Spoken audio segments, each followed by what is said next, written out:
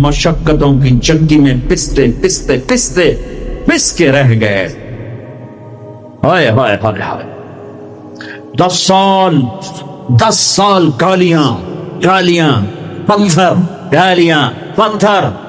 جب آپ تھک جاتے تو باہر چچا سینے سے لگاتے اور اندر حضرت خدیجہ آپ کے زخموں کو سہلاتی. اللہ نے 10 دن کے وقفے سے دونوں سہارے اٹھا لیے. چچا کا سہارا بھی اٹھا لیا اور بیگم کا سہارا بھی اٹھا لیا. اس کے بعد قریش مکہ نے جو ستانا شروع کیا تو آپ کہتے ہائے چچا تیرے جانے کی کمی بڑی جلدی محسوس ہونے لگی. ما اسرا ما وجدت فقدک یا عم. اے چچا آپ کے جانے کی کمی بہت جلدی محسوس ہونے لگی. راستے مکے کے بند ہو گئے. کیا کروں, کہاں جاؤں؟ 2 جہان کے سردار, کہاں جاؤں؟ یہی دنیا کا دستور ہے. امتحان ایسے ہی ہوتا ہے. اچھا چلو طائف چلتا ہوں. طائف چلتا ہوں. کوئی 50 کلومیٹر کا سفر پیدل. زید بن حارثہ انہوں نے وہ کیا جو کسی نے نہ کیا. میرے نبی نے خود فرمایا مجھے سب سے زیادہ دکھ پہنچا طائف والوں سے. رب کبھی حبیب کہے, کبھی خلیل کہے, کبھی محمد کہے, کبھی احمد, کبھی ماہی, کبھی حاشر, کبھی عاقب, کبھی فاتح, کبھی خاتم, کبھی ابو القاسم, کبھی طٰہٰ, کبھی یاسین, کبھی شاہد, کبھی مبشر, کبھی نذیر, کبھی داعی الی اللہ, کبھی سراجا منیر, کبھی رحمت للعالمین, کبھی رحمت للعالمین, کبھی کافۃ للناس بشیر و نذیرا. کبھی عزیز کہے, کبھی رؤوف کہے, کبھی رحیم کہے, کبھی حریص علیکم کہے, کبھی مزمل کہے, کبھی مدثر کہے, کبھی طٰہٰ کہے, کبھی یاسین کہے. اور اس وادی میں لہو لہان اتنے پتھر پڑے کہ اب بے ہوش ہو کے گرے. زید بن حارثہ نے اٹھایا, دوڑ لگائی. پیچھے طائف والے, آگے عتبہ. عتبہ کون ہے؟ بن ربیعہ. یہ کون ہے؟ یہ جنگ بدر میں کافروں کا لشکر کا سردار. ابو جہل نہیں تھا, عتبہ بن ربیعہ لشکر کا سردار, سپہ سالار. اتنا بڑا دشمن کہ بدر میں جھنڈا لے کر آنے والا. حضرت زید کو کچھ نہیں سوجا, اسی کے باغ میں گھس گئے اور جا کر آپ کو لٹایا. آپ نیند بے ہوشی میں تھے تو جان کے دشمن کی آنکھوں میں آنسو آ گئے. اتنا میرے نبی نے دکھ اٹھایا ہے. ہاں, اور آج کی امت کے ہاتھ میں دوری دھار کا خنجر ہے. کیا بوڑھا کیا جوان, کیا پڑھا لکھا کیا ان پڑھ, کیا مرد کیا عورت, کیا بڑا کیا چھوٹا, اور ہر وار میرے نبی کے سینے پر ہے. جھوٹ کے وار, ظلم و ستم کے وار, رشوت کے وار, ناچ گانے, فحاشی عریانی, آوارگی, بے پردگی, ننگا پن, قتل و غارت, فرقہ واریت, یہ سارے تیر میرے نبی کے سینے میں اتر رہے ہیں. یا یہ وہ نبی ہیں ہر مرتے ہوئے ہر شخص اپنی اولاد کو پکارتا ہے. میرے نبی نے دنیا سے جاتے ہوئے امت کو پکارا. میدان معاشر میں ہر شخص نفسی نفسی کہے گا, میرے نبی نے امت کو پکارا ہے. اے عتبہ رونے لگا, کہنے لگا ہے محمد بن عبداللہ کے ساتھ کیا بیت. اور ایسا قریشی خون, رشتہ قریب کا تھا کم وقت کا, ایسا خون جوش میں آیا. پلیٹ اٹھائی اور انگور توڑ توڑ کے پلیٹ میں ڈالے. خود نوکر سے نہیں کہا, خود. اور پلیٹ سجا کر جاتے ہوئے شرم آئی, اپنے نوکر کو بلا عداس کو, کہا عداس یہ لے جا, اور وہ جو زخمی پڑا ہے نا, واہ یا رسول اللہ, واہ یا رسول اللہ, آپ پہ دشمنوں نے رحم کھایا, آج کی امت نے رحم نہیں کھایا. یہ تاجر کہتے ہیں جھوٹ کے بغیر تجارت نہیں چلتی. یہ وکیل کہتے ہیں جھوٹ کے بغیر وکالت نہیں چلتی. یہ سیاستدان کہتے ہیں جھوٹ کے بغیر سیاست نہیں چلتی. کہنے لگا وہ جو آدمی پڑا ہے نا زخمی, اس کو جا کر یہ انگور دو اور اسے کہنا کہ وہ کہہ رہا ہے تمہیں رشتہ داری کی قسم میرے انگور رد نہ کر. کیا قسم دی کہ تمہیں رشتہ داری کی قسم میرے انگور رد نہ کر. دشمنوں نے جن پر رحم کھایا, آپ نے انگور کا دانہ اٹھایا, اس سے پوچھا کون ہو بھائی؟ کہا جی میں نینوا کا ہوں۔ کہا اچھا میرے بھائی یونس کے شہر کے ہو؟ کہا آپ کو یونس کا کیسے پتا ہے؟ کہ وہ نبی تھے، میں بھی نبی ہوں۔ اور سورہ یونس تھوڑی سی پڑھی تو پاؤں پر چومنے لگا اور کلمہ پڑھ گیا۔ تو اب اپنے زخم میں بھول گئے۔ جب وہ واپس گیا تو عتبہ نے کہا تو نے میرے پاؤں تو کبھی نہیں چومے، اس کے کیوں چومے؟ پیارے عتبہ میرے آقا وہ سچا نبی ہے، مان جاؤ گے تو فلاح پاؤ گے۔ کہا تیروں پر اس کا جادو چل گیا۔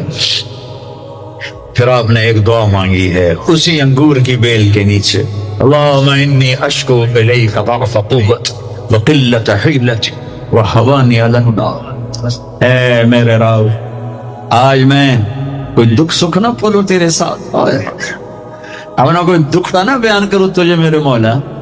یہ لوگوں نے مجھے کیسے دکھ پہنچایا ہے، تو نے مجھے کن کے حوالے کر دیا؟ الی من تکلنی الی بعید یتجہمنی او الی عدو ملکتہ امری۔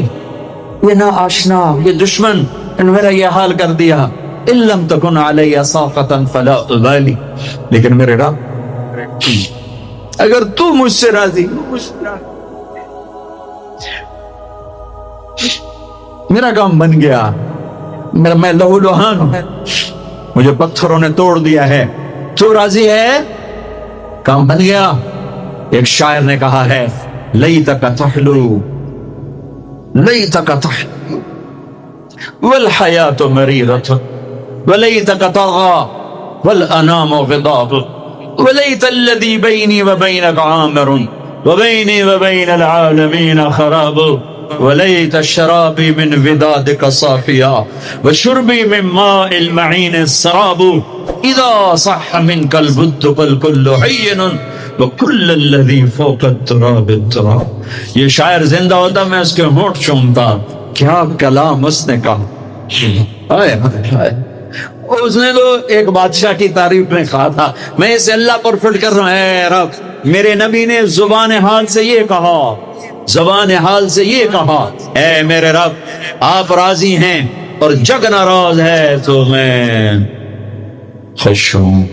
آپ خوش ہیں، لوگ ناراض ہیں، میرا کام بن گیا۔ میرے آپ کے درمیان تعلق بحال ہے، لوگوں سے ٹوٹ گیا، میرا کام بن گیا۔ آپ کی محبت کا جام اگر میٹھا ہے اور کل کائنات کا پانی کڑوا ہو گیا تو کام بن گیا۔ میرا آپ کا تعلق اگر باقی ہے اور ساری کائنات میرے ہاتھوں سے چھن گئی تو میرا کام بن گیا۔ ہائے ہائے، اب مکہ پہنچے، سنو غور سے، اس قدر خوف تھا کہ ہم مکے میں داخل نہیں ہو سکے، باہر بیٹھ گئے اور سہیل بن عمر کو پیغام بھیجا۔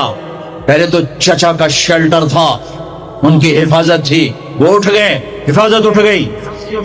سہیل بن عمر کو پیغام بھیجا، مجھے گارنٹی دو، میری گارنٹی دو، مجھے مکے میں لاؤ۔ انہوں نے کہا میں سارے قریش سے نہیں لڑ سکتا۔ پھر آپ نے اخنس بن شریک کو پیغام بھیجا کہ مجھے پناہ دو، میں مکے آنا چاہتا ہوں۔ انہوں نے کہا میں نہیں دے سکتا۔ پھر آپ نے صفوان بن امیہ کو پیغام بھیجا، اس نے انکار کر دیا، میں نہیں کر سکتا۔ پھر آپ نے جبیر بن مطعم بن عدی کو پیغام بھیجا، وہ اپنے بچوں کو لایا مسلح ہو کر، اور آپ کو اور زید بن حارثہ کو سب بھیج گئے۔ جو پہلی جنریٹر پر رکھنا چاہیے تھا، یہ جو ردم توڑتا بہت نقصان۔ مطعم بن عدی اپنے بیٹوں کو لایا، تلواروں پہ سائے میں حرم میں آ کر اعلان کیا کہ آج کے بعد محمد بن عبداللہ صلی اللہ علیہ وسلم میری پناہ میں، کوئی ان پہ ہاتھ نہ اٹھائے۔ ابو جہل کھڑا ہو گیا، یہ پناہ کس طرح دے رہے ہو؟ اس کا کلمہ پڑھ کے یا اپنے دین پر باقی رہ کر؟ نہیں، اس کا دین نہیں، اپنے دین پہ باقی رہ کر۔ ٹھیک ہے، تیری پناہ کو تیرے وعدے کو نبھایا جائے گا۔ اس حال پر جب آپ پہنچے کہ کوئی مددگار، حضرت خدیجہ گھر سے اٹھ گئی، چچا باہر سے اٹھ گئے، ساتھی ہے کوئی نہیں، چاروں طرف اندھیرا ہے، اور آپ انہی زخموں میں، چونکہ حضرت خدیجہ تو انتقال کر چکی ہیں، آپ حضرت ام ہانی اپنی چچا زاد بہن کے گھر سوئے ہوئے ہیں، حضرت علی کی بہن، کہ جبریل نے آ کے پاؤں دبائے، یا رسول اللہ کی ملاقات کا نظام بن چکا ہے، آپ کے رب آپ کو اپنے ملاقات کے لیے بلا رہے ہیں۔ جب دکھ تکلیفیں آخری حد پر گئیں تو اللہ نے اسی لحاظ، جتنا پریس کیا جاتا ہے، جب ریلیز ہوتا ہے پریشر تو اتنا ہی اوپر جاتا ہے، میرے نبی پر جب دکھوں کی یہ تابڑ توڑ بھرمار ہوئی تو اللہ نے پھر یوں اٹھایا، چلیے یا رسول اللہ، آپ کو پکڑا، حتیم میں لے گئے۔ حتیم وہ جو باؤنڈری وال ہے بیت اللہ کی، یہ بیت اللہ کے اندر کا حصہ ہے، اندر کا حصہ ہے۔ قریش کے پاس اتنے پیسے نہیں تھے کہ سارا کور کرتے، تو انہوں نے یہ چھوڑ دیا، اسم اللہ کا حکمت، کہ وہ بیت اللہ کے اندر تو کوئی جا سکتا ہے، حتیم میں ہر کوئی جا سکتا ہے، وہ بھی بیت اللہ کا اندر ہے۔ آپ کو لٹا پہلی اوپن ہارٹ سرجری کا تصور میرے نبی دے رہے ہیں، پہلی اوپن ہارٹ سرجری کا تصور میرے نبی دے رہے ہیں۔ اگر ہم تھوڑا اپنی اغراض سے نکلے ہوتے تو یہ کام اس امت کا تھا، یہ امت کی ریسرچ بنتی کہ ان کے نبی کی اوپن ہارٹ سرجری، جبریل نے یوں ہاتھ میں یوں ایسے سینہ کھول گیا، ان کا ایک قطرہ نہیں نکلا، ایک قطرہ، ایک قطرہ۔ دو برتن ہیں، ایک میں زمزم ہے اور ایک میں نور ہے۔ دل نکالا، آپ آنکھوں سے دیکھ رہے ہیں کہ میرا دل یہ نکل آیا، اور اس کو زمزم کے پانی میں ڈال کے دھویا اچھی طرح، اندر سے یوں دل کو یوں ہاتھ لگایا، دل بھی چر گیا، پھٹ گیا، اس کے اندر بھی پانی ڈالا، باہر بھی، پھر یوں کر کے پھر وہ کھلا ہوا دل، جتنا وہ نور لائے تھے سارا دل کے اندر ڈال کے پھر دل کو یوں بند کیا، پھر اس کو یہاں رکھا تو اپنے آپ رگیں فٹ ہو گئیں، سینے کو یوں ملایا، بغیر نشان کے سینہ مل گیا، آسمان پر جانے کے لیے نظام مکمل ہو گیا۔ باہر تشریف لائے، ایک سواری ہے جس کا نام ہے براق کہتے ہیں تیز رفتار، وہ خچر سے چھوٹا قد، گدھے سے بڑا قد، آپ اس پہ سوار ہوئے، وہ کودنے لگا تو جبریل بولے کہ آج تک ان سے عظیم سوار تیرے اوپر نہیں بیٹھا، یہ آخری رسول ہیں۔ وہ پسینے ہو گیا۔ تیز رفتار سواری کا تصور میرے نبی نے پیش کیا کہ تم اگر کھوپڑی استعمال کرو تو تم بھی 600 کلومیٹر فی گھنٹہ کی رفتار سے ٹرینیں چلا سکتے ہو، لیکن جب بددیانتی اور خیانت کسی قوم میں آتی ہے تو ان کی صلاحیتیں بکاؤ مال ہو جاتی ہیں، بھیڑ بکری کی طرح بکتے ہیں لوگ، انسانیت کے جنازے اٹھ جاتے ہیں۔ پہلی تیز رفتار سواری براق، میرے نبی نے فرمایا اس کی رفتار اتنی تیز تھی جہاں میری نظر پڑتی وہاں اس کا قدم پڑتا، وہاں سے اٹھایا، ایک جگہ اتریے، اتار دیا، 2 نفل پڑھ لیے، یہ کون سی جگہ ہے کہ یہ آپ کی ہجرت کی جگہ مدینہ، 2 نفل پڑھ، پھر وہاں سے چلایا، اتریے، یہ کون سی جگہ ہے، یہ آپ کے دادا ابراہیم کی جائے پیدائش، چلیے، پھر اٹھایا، پھر جا کے بیت المقدس کہ قریب پہنچے تو خوشبو آئی، آپ نے کہا یہ خوشبو کیا ہے، کہ یا رسول اللہ فرعون کی باندی اپنی بچیوں سمیت فرعون نے اسے جلا دیا تھا، جہاں اس کی ہڈیاں دفن ہیں، یہ خوشبو وہاں سے آ رہی۔ براق کو باندھا، اندر تشریف لے گئے، سارے انبیاء انتظار میں ہیں، اور 2 نفل پڑھ کے سب کی امامت کر کے مسجد اقصی کو بھی بیت اللہ کے تابع ہونے کا اعلان کر دیا گیا، اور تمام انبیاء کے نبی ہونے کا اعلان کر دیا گیا، اور تمام انبیاء پر آپ کی رسالت اور نبوت کی مہر کے لگانے کا اعلان کر دیا گیا۔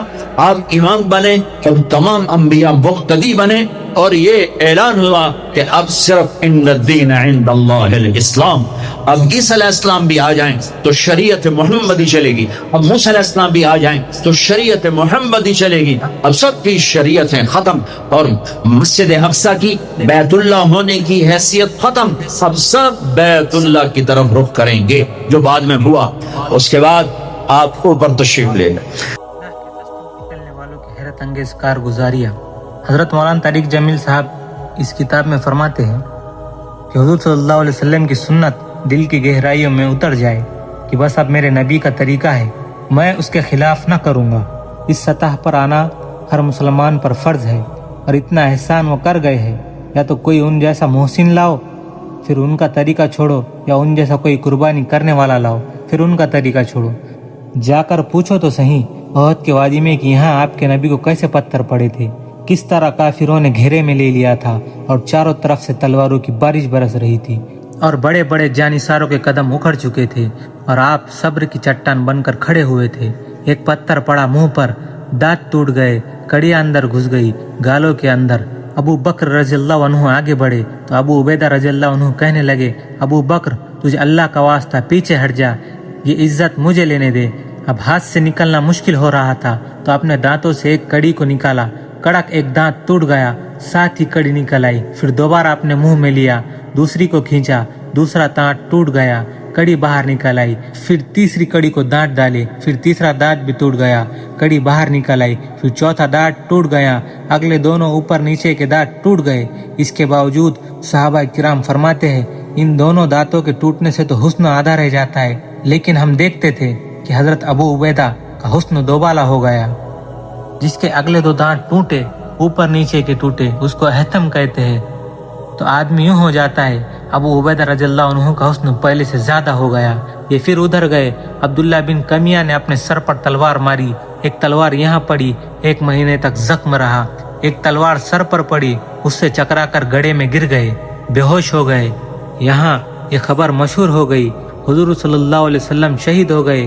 ہوش میں آتے ہی پہلا جملہ، یا اللہ انہیں کچھ نہ کہنا، انہیں میرا پتہ کوئی نہیں، یا اللہ انہیں عذاب نہ دینا، یا اللہ انہیں عذاب نہ دینا، تلواروں کی برسات ہو رہی ہے، اور یا اللہ انہیں عذاب نہ دینا۔